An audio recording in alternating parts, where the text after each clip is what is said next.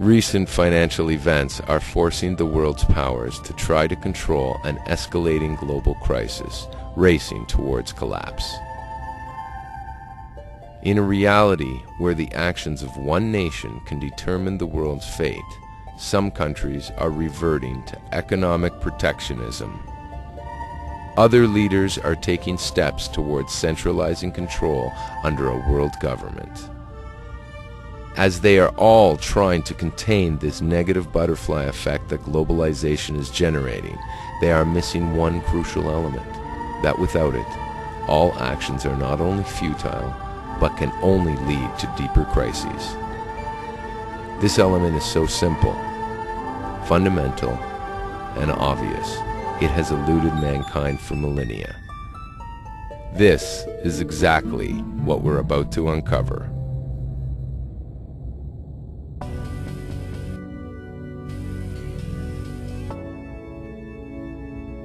Globalization is the manifestation of the connection between all parts of humanity as one system.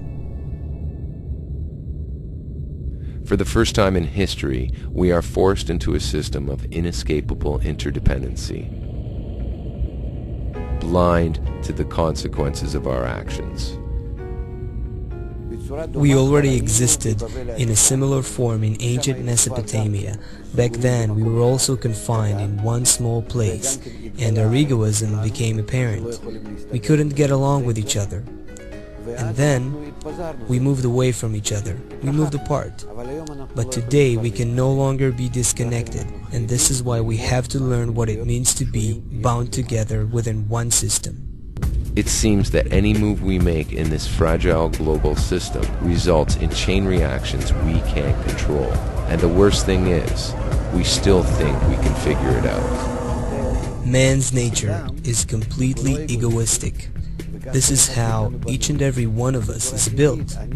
Naturally, our calculations with respect to anyone and towards the whole world are only in order to benefit, in order to succeed in being more than everyone, not to feel good by connecting with everyone, but to feel good by being higher than everyone. And all 7 billion worldviews are being crammed together into one time and one space. And there is no way out. However, a slight shift in our perspective reveals that there is a way in.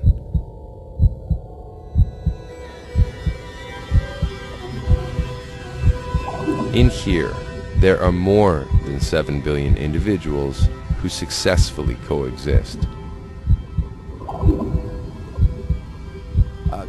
In every living body, even on the vegetative level, all the more so on the animate level, all systems work in an integral, reciprocal way, in harmony with each other, meaning there is no element that serves itself, but they exist and live in order to serve the whole body. In here, they interact from an internal awareness of their interconnection. They all work according to one unifying principle.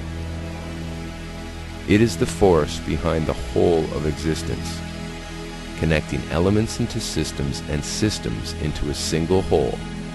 It is the quality of unconditional bestowal. The general law of nature is the law of bestowal and love. This is why nature is capable of creating everything, building its elements of inanimate, vegetative, animate, and human, enlivening them and bringing them to a corrected state. This motivates them with an instinctive direction to work for the common aim, creating the fertile soil for a new, greater, infinitely higher level of existence. You. Not just your physical body that's watching this screen, but that conscious point of awareness that is now connecting with the idea of this film. That single point is one of 7 billion cells of humanity's body desperately trying to operate this immense and intricate system without knowing or using its primary unifying principle, the law of nature. That is the missing element that's been eluding mankind. The wisdom of Kabbalah reveals to us that force of love, that force of mutual bestowal, that force of connectedness that lies within the corrected, global, integral, harmonious modern society. However, there is one difference between ourselves and us. They instinctively follow nature's law, and we, as conscious beings, must agree with it of our own free will in accord. The wisdom of Kabbalah helps an individual see that system in its true form, in its correct form. And when one starts being drawn to that system, realizing how good it is, he learns it, and then he envisions how better, how beautiful it is to be in it. From that, he receives power. It's like a child that grows up, like when we are attracted to something good. He receives from his future corrected state, so to speak, to his present corrupted state, he receives the powers to achieve that correction. As we intentionally emulate the cells, making ourselves aware of our common body, we will start sensing nature's unifying principle working through us. By doing so, we will not only transcend the perils of man's short-sighted solutions, we will create something wonderful. Think about it.